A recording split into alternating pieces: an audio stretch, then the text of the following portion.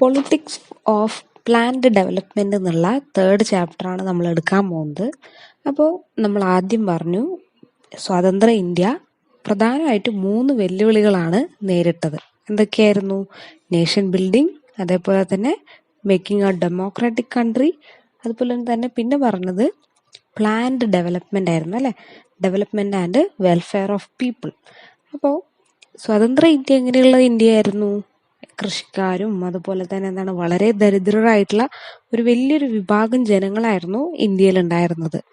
ആദ്യമായിട്ട് വോട്ട് ചെയ്ത് ഒരു ഭരണമൊക്കെ വന്നതിന് ശേഷം അവർക്ക് എന്താണ് യഥാർത്ഥത്തിൽ നടക്കുന്നതെന്ന് പോലും അറിയാത്ത അവസ്ഥയായിരുന്നു. അപ്പോൾ ഇന്ത്യയുടെ ഒരു വളർച്ചയ്ക്ക് ഒരു എക്കണോമിക് ഡെവലപ്മെന്റ് വളരെ ഇമ്പോർട്ടൻ്റ് ആണ് അല്ലേ, ഒരു സാമ്പത്തിക വളർച്ച വളരെ ഇമ്പോർട്ടൻ്റ് ആണ്. അപ്പോൾ ഇൻഡിപെൻഡൻസിന് ശേഷം ഇന്ത്യ എന്ത് ചെയ്തു? ഒരുപാട് ഡിസിഷൻസ് ഡെവലപ്പുമായി റിലേറ്റ് ചെയ്ത് എടുക്കാൻ വേണ്ടി തീരുമാനിച്ചു. നമുക്ക് വികസനമാണ് ഏറ്റവും പ്രധാനം. അപ്പോൾ ഓരോ തീരുമാനവും വളരെ സൂക്ഷിച്ചാണ് എടുക്കേണ്ടത്. അപ്പോൾ ഓരോ ഡിസിഷനും പരസ്പരം ബന്ധമുള്ളതാണ് അല്ലേ. So it is believed that every country should go through the process of modernization like Western countries. അപ്പോൾ അന്നുള്ള രാജ്യങ്ങളും ഇല്ലെങ്കിൽ അന്നുള്ള ജനങ്ങളൊക്കെ ചിന്തിച്ചത് ഈ വെസ്റ്റേൺ കൺട്രീസിലുള്ള ഒരു വികസനം, നമ്മൾ ഇന്ന് കാണുന്ന അമേരിക്കയും ബ്രിട്ടനും പോലെ അതാണ് വികസനം എന്നുള്ള ഒരു ചിന്ത ജനങ്ങളുടെ ഇടയിൽ ഉണ്ടായിരുന്നു. പക്ഷെ മോഡേണിസം എന്ന് പറയുന്നതുകൊണ്ട് യഥാർത്ഥത്തിൽ എന്താ ഉദ്ദേശിക്കുന്നത്? The idea of growth, material progress and scientific rationality അല്ലെ, എല്ലാ തലത്തിലുള്ള ഒരു വികസനമായിരുന്നു.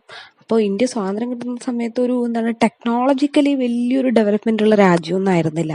അതുപോലെ തന്നെ ഗ്രോത്ത്, കൃഷി ചെയ്യുന്നുണ്ടെങ്കിലും വളരെ അതൊരു ഇമ്പോർട്ടിങ് ലെവലിലേക്ക് കയറ്റുമതി ചെയ്യുന്ന രീതിയിലൊന്നും ആയിരുന്നില്ല.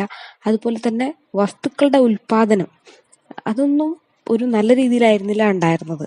അപ്പോൾ എന്നിരുന്നാലും എല്ലാ ജനങ്ങൾക്കും ഇല്ലെങ്കിൽ എല്ലാവരുടെ ആഗ്രഹം എന്ന് പറയുന്നത് development should be both economic growth and socio economic justice. അപ്പൊ ഡെവലപ്മെന്റ് എന്ന് പറയുമ്പോൾ വെറും സാമ്പത്തിക വളർച്ച മാത്രമാവരുത്, അതിലെന്താണ് സോഷ്യൽ ജസ്റ്റിസ് എന്നുള്ള കാര്യം കൂടി വേണം. അതായത് സാമൂഹ്യ നീതി കൂടി ഉറപ്പുവരുത്തണമെന്ന് എല്ലാവർക്കും നിർബന്ധമായിരുന്നു. ഡെവലപ്മെന്റ് വേണം, ഒപ്പം തന്നെ എല്ലാവർക്കും അതിന്റെ ഗുണം ലഭിക്കുന്ന രീതിയിലായിരിക്കണം എന്നായിരുന്നു ഉണ്ടായിരുന്നത്. അപ്പോൾ ഈ ഡെവലപ്മെന്റ് എങ്ങനെ നമ്മുടെ രാജ്യത്ത് ഡെവലപ്മെന്റ് ഉണ്ടാക്കാം എന്നുള്ള ചർച്ച തുടർന്നുകൊണ്ടേയിരുന്നു. അങ്ങനെ ആ സമയത്ത് ഇന്ത്യക്ക് സ്വാതന്ത്ര്യം കിട്ടുന്ന സമയത്ത് 1947, 50 കാലഘട്ടങ്ങളിലൊക്കെ ലോകത്ത് 2 രീതിയിലുള്ള മോഡലാണ് ഉണ്ടായിരുന്നത്. ഡെവലപ്മെന്റ് എന്ന് പറയുമ്പോൾ 2 തരത്തിലുള്ള മോഡലാണ് വെസ്റ്റേൺ കൺട്രീസിൽ ഉണ്ടായിരുന്നത്. ഒന്നെന്ന് പറയുന്നത് ക്യാപിറ്റലിസ്റ്റ് മോഡൽ. ക്യാപിറ്റലിസ്റ്റ് മോഡൽ എന്ന് പറഞ്ഞു കഴിഞ്ഞാൽ നമ്മളിന്ന് അമേരിക്കയും ബ്രിട്ടനും ഒക്കെ കാണുന്നതാണ്. അവിടെയൊക്കെ ക്യാപിറ്റലിസ്റ്റ് ആണ്, പ്രൈവറ്റൈസേഷൻ കൂടുതലായിട്ട് ഉള്ള ഒരുപാട് സാമ്പത്തികമായിട്ട് വളർച്ച നടക്കുന്ന മോഡേൺ ആയിട്ടുള്ള രാജ്യങ്ങൾ. അതുപോലെ തന്നെ വേറൊരു മോഡൽ എന്ന് പറയുന്നത് സോഷ്യലിസം ആണ്. സോഷ്യലിസം സോവിയറ്റ് യൂണിയൻ, അതായത് റഷ്യ, ചൈന പോലെയുള്ള രാജ്യങ്ങളിലൊക്കെ ഉണ്ടായിരുന്ന പോലെയുള്ള സോവിയറ്റ് യൂണിയൻ മോഡൽ, അതാണ് സോഷ്യലിസ്റ്റ് മോഡൽ. ഓക്കെ, ഒപ്പം ജനങ്ങൾക്കും ഇമ്പോർട്ടൻസ് കൊടുത്തുകൊണ്ട് പൊതുമേഖലാ സ്ഥാപനങ്ങളൊക്കെയുള്ള ഒരു രീതി. അപ്പോൾ ക്യാപിറ്റലിസ്റ്റ് മോഡലും സോഷ്യലിസ്റ്റ് മോഡലായിരുന്നു പണ്ട് ലോകത്ത് ഉണ്ടായിരുന്നത്. അപ്പോൾ ഇന്ത്യയിൽ പല വിഭാഗങ്ങൾക്കും പല അഭിപ്രായമായിരുന്നു. അപ്പൊ ഇന്ത്യൻസ് എന്ത് ചെയ്തു? ഈ സോഷ്യലിസ്റ്റ് മോഡൽ, അതായത് സോവിയറ്റിന്റെ മോഡൽ വളരെ നല്ലതാണ്, അതിനോടൊരു താല്പര്യം പ്രകടിപ്പിച്ചു. CPI പോലെയുള്ള പാർട്ടികൾ, socialist party, Nehru of Congress party ഒക്കെ സോവിയറ്റ് മോഡലിനോട് കുറച്ച് താല്പര്യം കാണിക്കുകയും അമേരിക്കൻ മോഡലിനെ സപ്പോർട്ട് ചെയ്യുന്ന, അതായത് ക്യാപിറ്റലിസത്തെ സപ്പോർട്ട് ചെയ്യുന്ന ഒരു വിഭാഗവും ഇന്ത്യയിൽ ഉണ്ടായിരുന്നു. പക്ഷെ ഇന്ത്യ എന്ത് ചെയ്തു? ഇന്ത്യൻ ഗവൺമെന്റ് കൂടുതൽ സീരിയസ് ആയിട്ട് the elevation of property and social economic redistribution എന്നുള്ള ഒരു ഐഡിയയിലേക്കാണ് വന്നത്. മനസ്സിലായല്ലോ? അപ്പോൾ എക്കണോമിക് ഇന്ത്യയിൽ കൂടുതൽ ഇമ്പോർട്ടൻസ് കൊടുത്തത് എക്കണോമിക് ഗ്രോത്തിനും ഒപ്പം തന്നെ സോഷ്യൽ ആൻഡ് എക്കണോമിക് ജസ്റ്റിസ് ആയിരുന്നു. ഇത് രണ്ടായിരുന്നു എയിം. അപ്പൊ ഇതിൽ ഗവൺമെന്റിന് വലിയൊരു കീ റോള് തന്നെ വഹിക്കാനുണ്ട് നമ്മൾ പറഞ്ഞു. അപ്പൊ തന്നെ 2 ഐഡിയാസ് ആണ് ആ ഒരു കാലത്ത് ഉണ്ടായിരുന്നത് അല്ലെ, ക്യാപിറ്റലിസം, സോഷ്യലിസം. അപ്പൊ ഇന്ത്യ എന്ത് മോഡൽ എടുക്കും എന്നുള്ളത് ഒരു കൺഫ്യൂഷനിലിരിക്കെ ഇന്ത്യ എന്ത് ചെയ്തു? ഒരു മിക്സ്ഡ് എക്കോണമിയാണ് അഡോപ്റ്റ് ചെയ്തത്. മിക്സ്ഡ് എക്കോണമി എന്ന് പറഞ്ഞു കഴിഞ്ഞാൽ ക്യാപിറ്റലിസവും ഉണ്ട്, സോഷ്യലിസവും ഉണ്ട്. ഓക്കെ, ഒരു capital socialism model of economy ആയിരുന്നു ഇന്ത്യ സ്വീകരിച്ചത്. അവിടെ ക്യാപിറ്റലിസം ഉണ്ടാവും, സോഷ്യലിസം ഉണ്ടാവും. ഓക്കെ, അപ്പോൾ എന്ത് ചെയ്യണം, ഇതിൻ്റെ ഒരു പ്ലാനിങ് വേണം അല്ലേ. നമ്മൾ എന്ത് നടത്തുന്നുണ്ടെങ്കിൽ ഒരു പ്ലാനിങ് വളരെ അത്യാവശ്യമാണ്. കാര്യങ്ങൾ കറക്റ്റായിട്ട് ചെയ്യാൻ പ്ലാനിങ് വേണം. അപ്പോൾ പ്ലാനിങ് കമ്മീഷൻ ഉണ്ടെങ്കിൽ മാത്രമേ എന്താ ചെയ്യാൻ പറ്റുള്ളൂ, കറക്റ്റായിട്ട് പ്ലാൻ ചെയ്യാൻ പറ്റുള്ളൂ. അപ്പോൾ ഇതിലും ഈ പ്ലാനിങ് എന്ന് പറയുന്ന കാര്യത്തിലും ഗവൺമെന്റിന്റെ റോൾ വളരെ വലുതാണ് അല്ലേ. ഇപ്പം നമ്മളൊരു തീരുമാനം എടുക്കുമ്പോൾ, വീട്ടിലായാലും തീരുമാനം എടുക്കുമ്പോൾ എങ്ങനെയാണ്, അതിൽ എല്ലാവരുടെ അഭിപ്രായത്തിനും വാല്യൂ ഉണ്ട്. അതിൽ പ്രധാന വ്യക്തിക്കാണ് കൂടുതൽ റോൾ. സോ അങ്ങനെ ബോംബെ പ്ലാൻ എന്ന് പറയുന്ന എന്താണ് ഇൻഡസ്ട്രിയൽസ്, അതായത് വ്യവസായികളുടെ ഒരു എന്താണ് ചർച്ചയിലൂടെ ഉരുത്തിരിഞ്ഞതാണ് Bombay plan.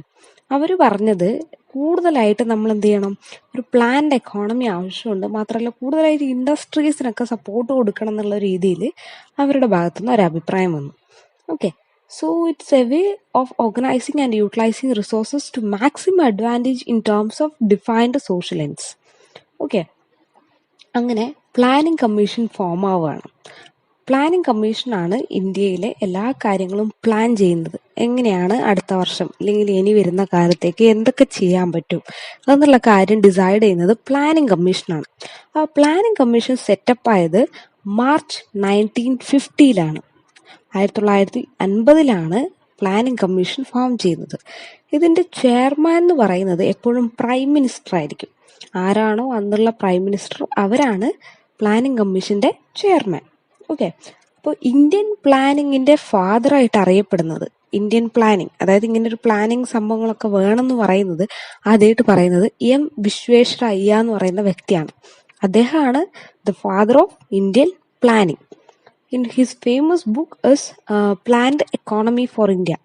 Planned Economy for India എന്നുള്ള ബുക്ക് എഴുതിയതും എം വിശ്വേശ്വരയ്യ തന്നെയാണ്. അദ്ദേഹമാണ് ഫാദർ ഓഫ് ഇന്ത്യൻ പ്ലാൻ.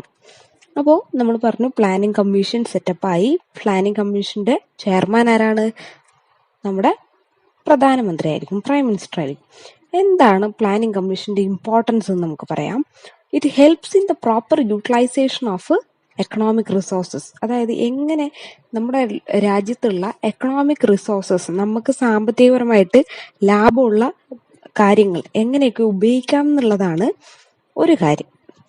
അതായത് നമ്മുടെ രാജ്യത്ത് എന്താണ്, കൃഷി വളരെയധികം ഉണ്ട്, അതുപോലെ തന്നെ എന്താണ് സ്പൈസസ് ഉണ്ട്, ഇങ്ങനെ ഓരോ കാര്യങ്ങളുണ്ട്. ഇതിനൊക്കെ നമുക്ക് എങ്ങനെ സാമ്പത്തികപരമായിട്ട് യൂസ് ചെയ്യാം എന്നുള്ളതാണ് ഒന്നാമത്തെ കാര്യം. രണ്ടാമത്തത് it helps to attain helps in the attainment of a fixed goal in a definite period of time. എന്താണ്, നമ്മൾ സെറ്റ് ചെയ്തേക്കുന്ന ഗോൾ ഒരു ലിമിറ്റഡ് പീരീഡ് സമയത്തിനുള്ളിൽ നമുക്ക് തീർക്കാൻ പറ്റുമോ എന്നുള്ള ഒരു പ്ലാനിങ് ഇവിടെ നടത്താൻ പറ്റും. And also planning helps for the fulfilment of basic needs of the society. ഇങ്ങനെ പ്ലാനിങ് കമ്മീഷൻ കൊണ്ട് തന്നെ എന്ത് പറ്റും, സമൂഹത്തിന്റെ പല ഭാഗത്തുള്ള പ്രശ്നങ്ങൾ ഡിസ്കസ് ചെയ്യാനും അതുവഴി കറക്റ്റായിട്ടുള്ള തീരുമാനം എടുക്കാനും സാധിക്കും. Last point, it helps in the removal of various social problems like illiteracy, poverty, backwardness etcetera for social development. അപ്പോൾ ഒരു പ്ലാനിങ് ഉണ്ടെങ്കിൽ, കറക്റ്റായിട്ട് നമ്മൾ പ്ലാൻ ചെയ്ത് കഴിഞ്ഞാൽ എന്തുണ്ടാക്കാൻ പറ്റും, നമ്മുടെ നാട്ടിലുള്ള ഇല്ലിറ്ററസി, എന്താണ് വിദ്യാഭ്യാസം ഇല്ലായ്മ, അതുപോലെ തന്നെ ദാരിദ്ര്യം, ബാക്ക്വേർഡ്നെസ് ഒക്കെ കൺട്രോൾ ചെയ്യാൻ വേണ്ടിയിട്ട് പറ്റും. അപ്പോൾ എന്താണ്, ഈ പ്ലാനിങ് കമ്മീഷന്റെ പ്രധാന ലക്ഷ്യം ഇത് തന്നെയാണ്. ഇമ്പോർട്ടൻസ് എന്ന് പറയുന്നത് ഇത് തന്നെയാണ്. എന്താണ്, നമുക്ക് കറക്റ്റായിട്ട് നമ്മുടെ രാജ്യത്തുള്ള എക്കണോമിക് റിസോഴ്സസിനെ യൂസ് ചെയ്യാനുള്ള കാര്യങ്ങൾ ഡിസ്കസ് ചെയ്യാൻ പറ്റും. അതുപോലെ തന്നെ നമ്മൾ ലക്ഷ്യം വെച്ചിട്ടുള്ള കാര്യം ലിമിറ്റഡ് പീരീഡ് ഓഫ് ടൈമിൻ്റെ ഉള്ളിൽ തീർക്കാൻ വേണ്ടി പറ്റും. അതുപോലെ തന്നെ എന്താണ്, സൊസൈറ്റീൻ്റെ നീഡ്സ് ഫുൾഫിൽ ചെയ്യാൻ പറ്റും. അതുപോലെ തന്നെ സമൂഹത്തിലെ പലതരത്തിലുള്ള problems like illiteracy, poverty, backwardness, ഇതൊക്കെ നമുക്ക് ഇല്ലാണ്ടാക്കാൻ വേണ്ടി പറ്റും. അപ്പം നമുക്കിനി പ്ലാനിംഗ് കമ്മീഷനെ കുറിച്ച് ഡീറ്റെയിൽ ആയിട്ട് പറയാം. നമ്മൾ നേരത്തെ പറഞ്ഞു പ്ലാനിംഗ് കമ്മീഷന്റെ ചെയർമാൻ ആരാണ്? Prime minister.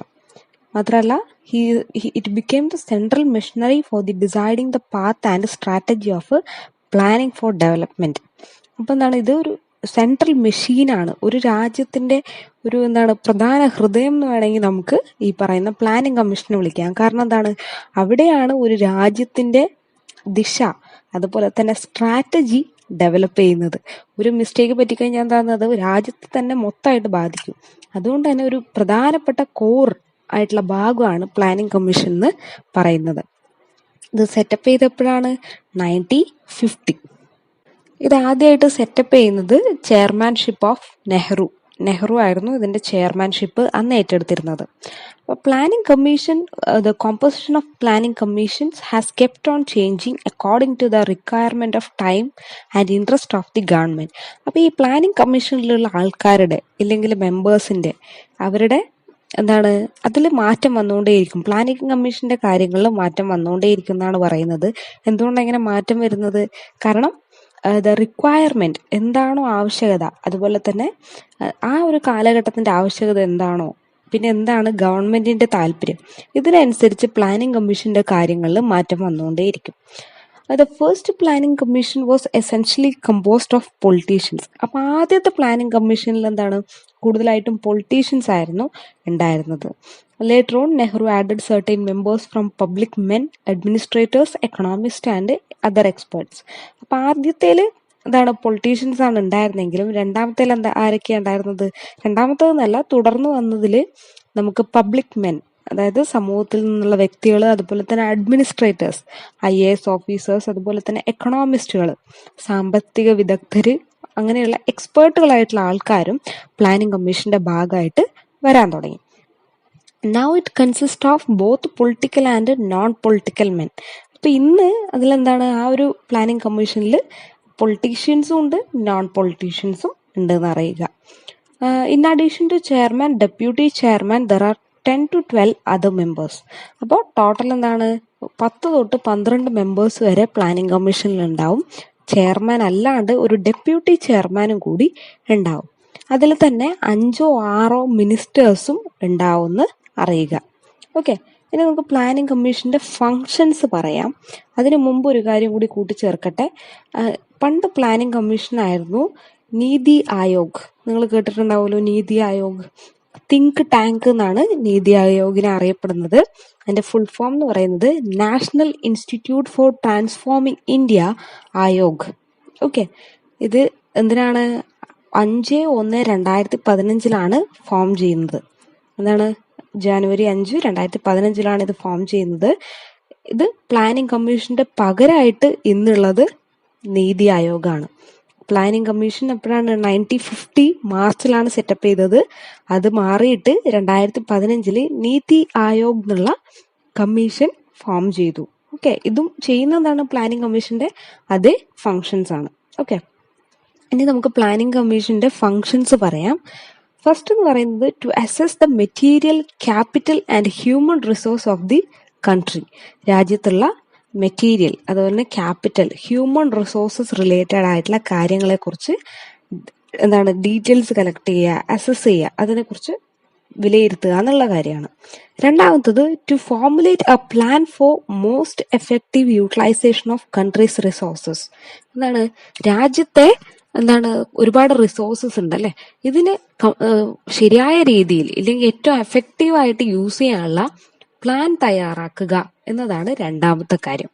മൂന്നാമത്തത് to suggest machinery for ensuring a successful implementation of each stages of the plan. ഓരോ കാര്യങ്ങൾ തീരുമാനിക്കുമ്പോഴും അതിന്റെ സക്സസ്ഫുൾ ആയിട്ട് അത് നടപ്പിലാക്കാൻ വേണ്ടി എന്തൊക്കെയാണോ ആവശ്യങ്ങൾ അത് ഫുൾഫിൽ ചെയ്യുക, അല്ലെങ്കിൽ അതിനു വേണ്ടിയുള്ള കാര്യങ്ങൾ ചെയ്തു കൊടുക്കുക. ഫോർ എക്സാമ്പിൾ, നമ്മുടെ രാജ്യത്ത് ഒരു ഡാം പണിയുന്നുണ്ടെന്ന് വിചാരിക്കാം. ഡാമിന് ആദ്യം ഒരു പ്ലാൻ വേണം അല്ലെ. ആ പ്ലാനിന് വേണ്ടി ഉദ്യോഗസ്ഥരെ നിയമിക്കും. അതിൽ തന്നെ പലതരത്തിലുള്ള കാര്യങ്ങളുണ്ട്. അവിടുത്തെ ജനങ്ങളെ മാറ്റേണ്ടി വരും, അതുപോലെ തന്നെ ഒരുപാട് മെറ്റീരിയൽസ് ആവശ്യം വരും, പണിക്കാരെ ആവശ്യം വരും, സ്ഥലം ആവശ്യം വരും.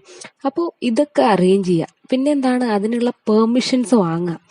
പിന്നീട് അത് നിർമ്മാണത്തിൽ ഓരോ ഘട്ടത്തിലും അതിന്റെ പുരോഗതി നോക്കുക. അവസാനം അതിന്റെ ഉദ്ഘാടനം വരെയുള്ള കാര്യങ്ങൾ, അതിന്റെ ജനങ്ങൾക്ക് എങ്ങനെ ഉപകാരപ്പെടും തുടങ്ങി എല്ലാ കാര്യങ്ങളെക്കുറിച്ചും പ്ലാനിംഗ് കമ്മീഷനിൽ ചർച്ചകൾ ഉണ്ടാവും. അപ്പോൾ നമ്മുടെ രാജ്യത്ത് നടക്കുന്ന പ്രധാന സംഭവങ്ങളൊക്കെ ഇങ്ങനെ പ്ലാനിംഗ് കമ്മീഷൻ പല സമയങ്ങളിലായിട്ടുള്ള ചർച്ചകളിൽ തീരുമാനിക്കുന്നതാണ്. ഓക്കെ, അടുത്തത് to propose the allocation of resources on the priority. നമ്മുടെ രാജ്യത്ത് പല കാര്യങ്ങളും ഉണ്ടല്ലേ. അപ്പോൾ അത് കറക്റ്റ് എല്ലാവരിലേക്കും എത്തിക്കാനുള്ള കാര്യങ്ങൾ ചെയ്യാം. അപ്പൊ ചില സ്ഥലങ്ങളിൽ എന്താണ്, ചില വസ്തുക്കൾ കൂടുതലായിരിക്കും, ഇല്ലെങ്കിൽ ചില കാര്യങ്ങൾ കൂടുതലായിരിക്കും. അത് അവർക്ക് മാത്രം അവകാശപ്പെട്ടല്ല, എല്ലാവർക്കും അവകാശപ്പെട്ടാണ്. അങ്ങനെ എല്ലാം കറക്റ്റ് കൈകളിൽ എത്തുന്നുണ്ടോ എന്നുള്ള കാര്യം ഉറപ്പുവരുത്തുക. ഇതാണ് നമ്മുടെ പ്ലാനിംഗ് കമ്മീഷന്റെ ഫങ്ഷൻസ് എന്ന് പറയുന്നത്. നെക്സ്റ്റ് നമുക്കിതിൽ പറയാനുള്ളത് 5 ഇയർ പ്ലാൻസ് ആണ്. ഓക്കെ, അത് നമുക്ക് നെക്സ്റ്റ് ക്ലാസ്സിൽ എടുക്കാം. 5 ഇയർ പ്ലാൻസ് നമ്മൾ ഓരോ 5 വർഷം കൂടുമ്പോഴും എന്താണ് ഗവൺമെന്റുകൾ പ്ലാനിംഗ് കമ്മീഷനിൽ ഡിസ്കസ് ചെയ്ത് ഒരു പ്ലാൻ ഉണ്ടാക്കും. അടുത്ത 5 വർഷം നമുക്ക് എന്തൊക്കെ ചെയ്യാം എന്നുള്ളത്. ഇതിനെയാണ് 5 ഇയർ പ്ലാൻസ് എന്നറിയപ്പെടുന്നത്. ഇങ്ങനെ 5ഉം 6ഉം 7ഉം സെറ്റ് ഓഫ് പ്ലാൻസ് നമുക്ക് പഠിക്കാനുണ്ട്. അത് നമുക്ക് നെക്സ്റ്റ് ക്ലാസ്സിൽ ചെയ്യാം. താങ്ക്